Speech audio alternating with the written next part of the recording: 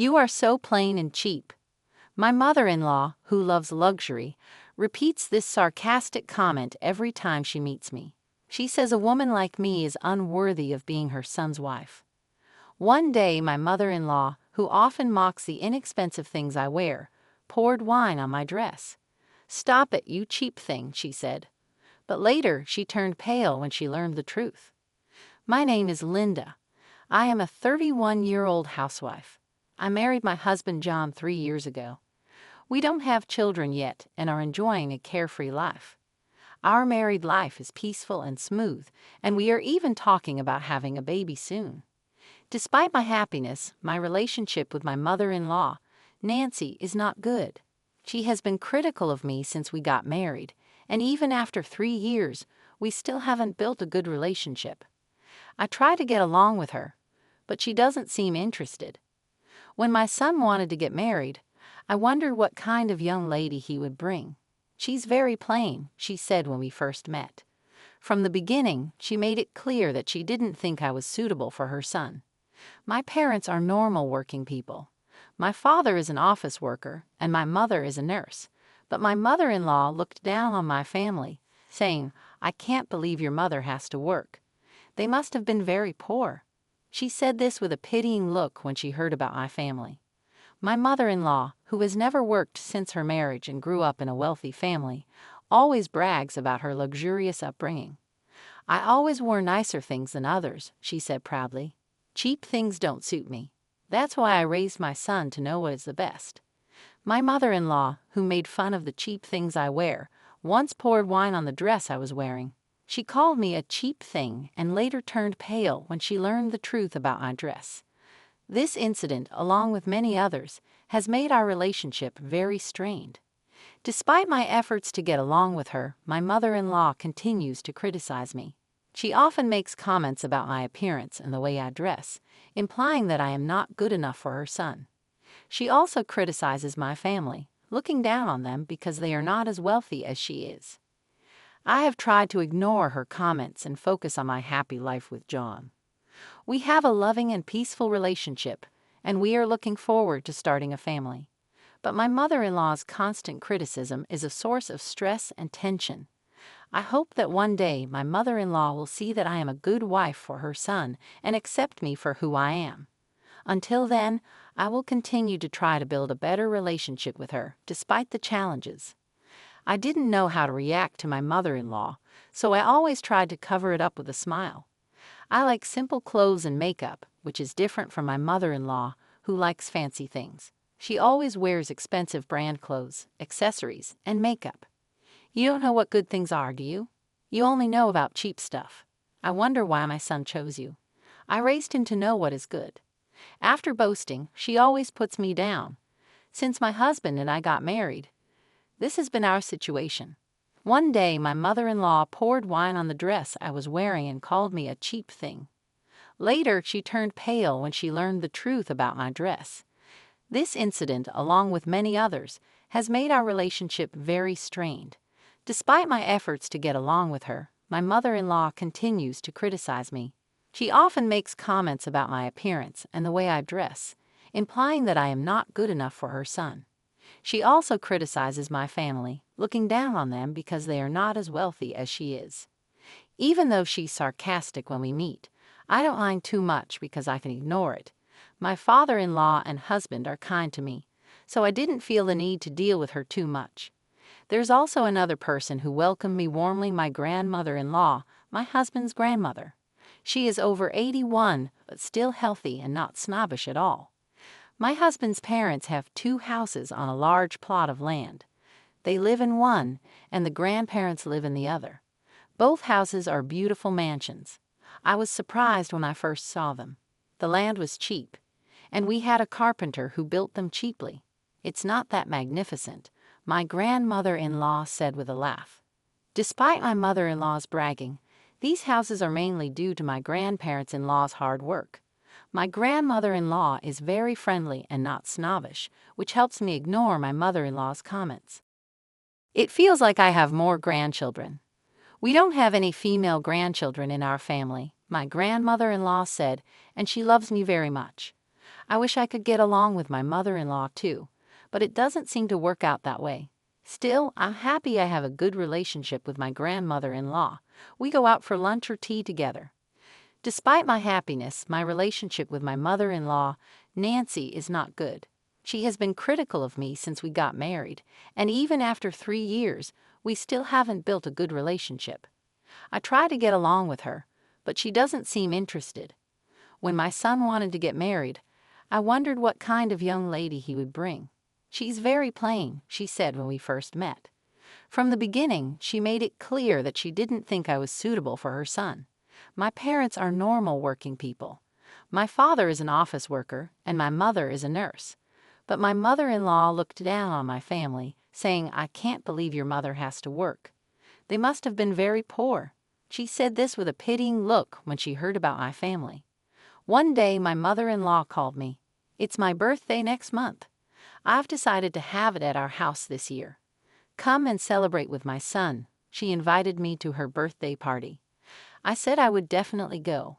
Let me tell you something. We're having a big party this year to celebrate my 61st birthday. All of our relatives and friends will be there. I'd appreciate it if you dress appropriately. My son will be fine, but you're not going to be dressed like you always are you?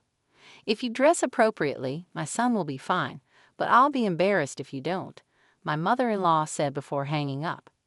What my mother-in-law meant by dress appropriately was probably her favorite top-notch brand name clothes.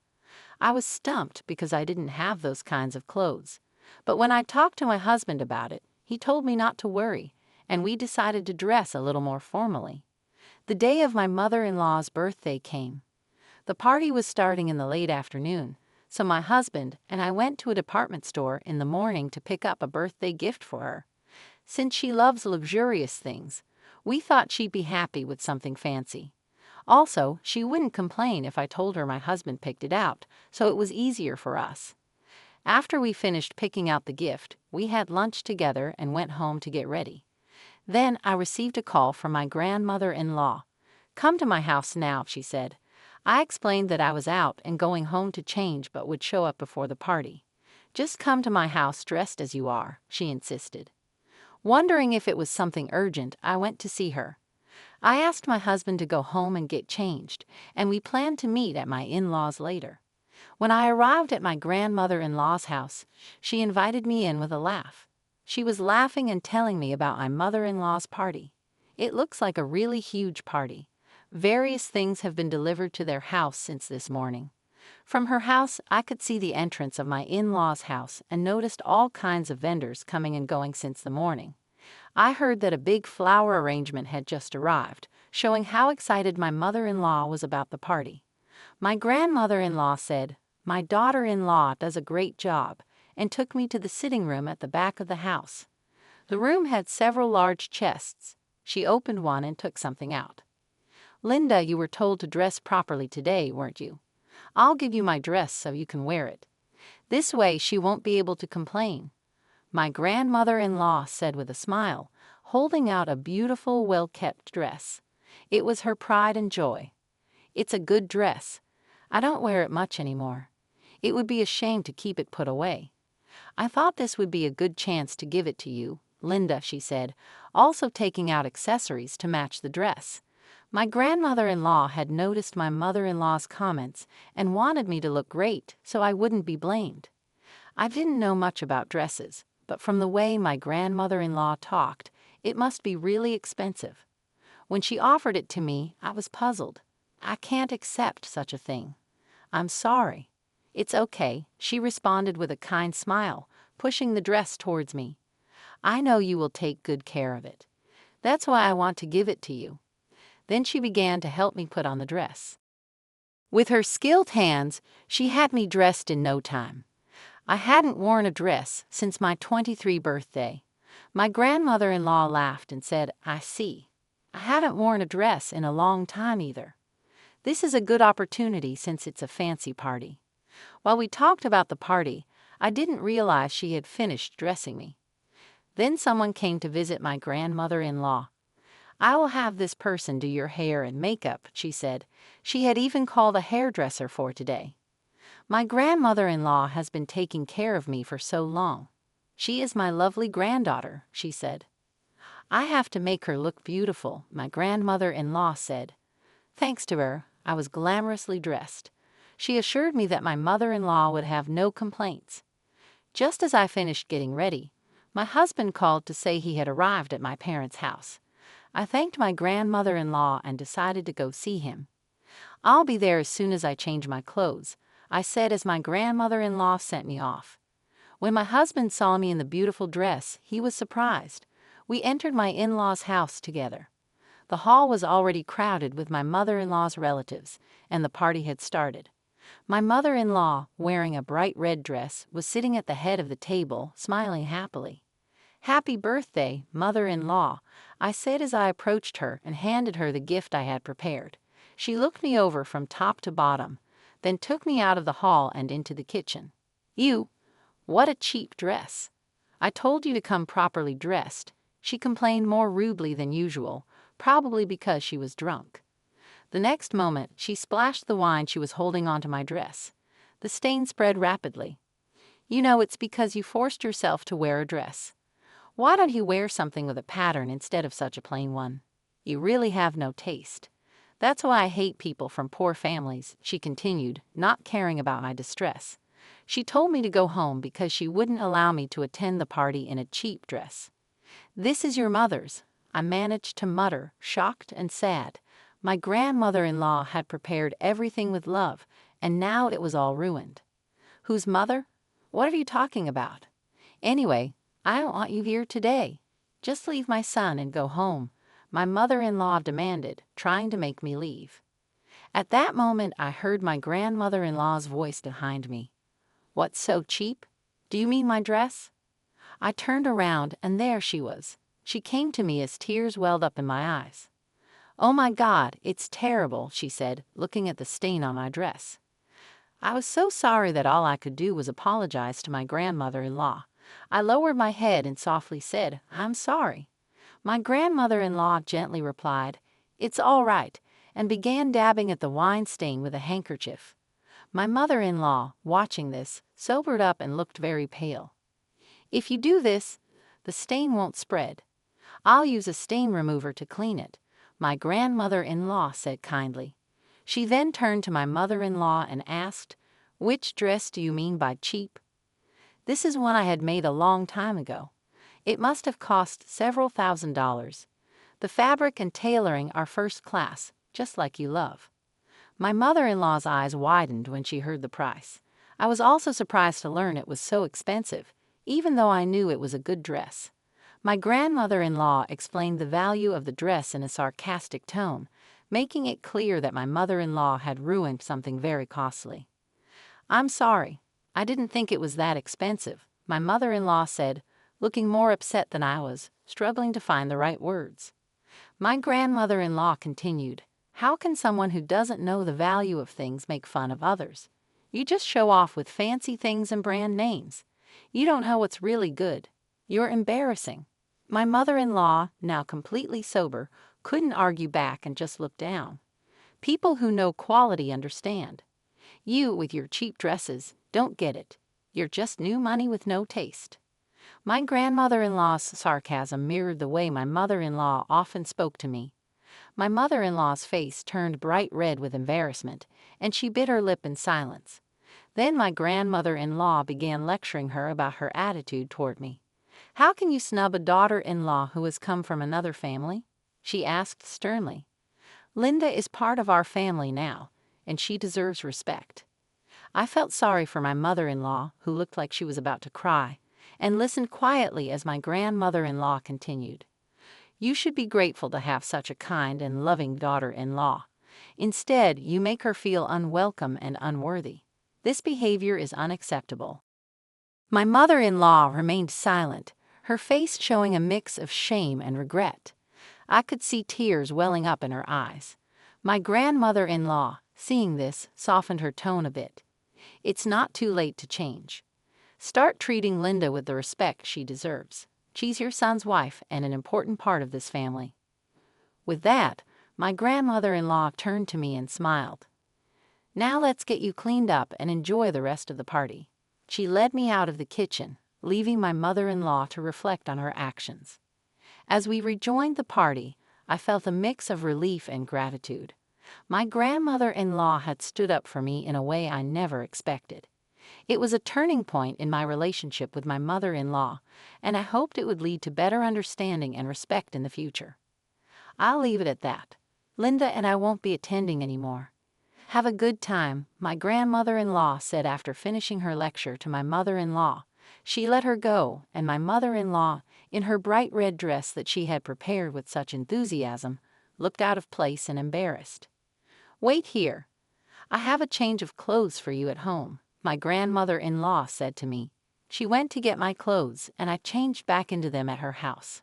My husband also joined us. He seemed very angry when he heard the story from my grandmother-in-law. The four of us, my grandparents-in-law, my husband, and I, left my in-laws' house and went out to dinner together. We had a good time without worrying about my mother-in-law. The evening was pleasant, filled with laughter and good conversation, which helped me forget the earlier unpleasantness. After that night, my husband and grandmother-in-law, both still upset, lectured my mother-in-law again. They told her not to approach me and restricted her from spending money freely. My grandmother-in-law had insisted that my mother-in-law needed to learn modesty. My mother-in-law's face was so pale during these lectures that I felt a bit sorry for her, but I knew she needed to change her behavior. My grandmother-in-law further declared that she would give me all her dresses, jewelry, and other valuable things. "It doesn't make sense to let someone who doesn't know the value have them," she said, directing her words at my mother-in-law. Her sarcasm mirrored the way my mother-in-law often spoke to me. I had tried not to say much about it before, but it seems my grandmother-in-law had always disliked my mother-in-law's taste for luxury. Later, with a mischievous smile, my grandmother-in-law confessed to me, "I never liked how she flaunted her wealth. It was about time someone taught her a lesson." The dress that had been stained with wine was returned to me, perfectly cleaned. I was really happy and relieved. I still don't understand the quality of high-end things very well, but I have learned a lot from my grandmother-in-law, who accepted me warmly. In the weeks that followed, I noticed a slight change in my mother-in-law's behavior. She seemed more reserved and less critical. It wasn't a complete transformation, but it was a start. My husband and I continued to enjoy our time together, looking forward to the future. One afternoon, my grandmother-in-law invited me over for tea. As we sat in her cozy living room, she shared stories of her own experiences as a young woman. She talked about the challenges she faced and how she learned to value what truly matters in life. Her wisdom and kindness made me feel even more grateful for her support.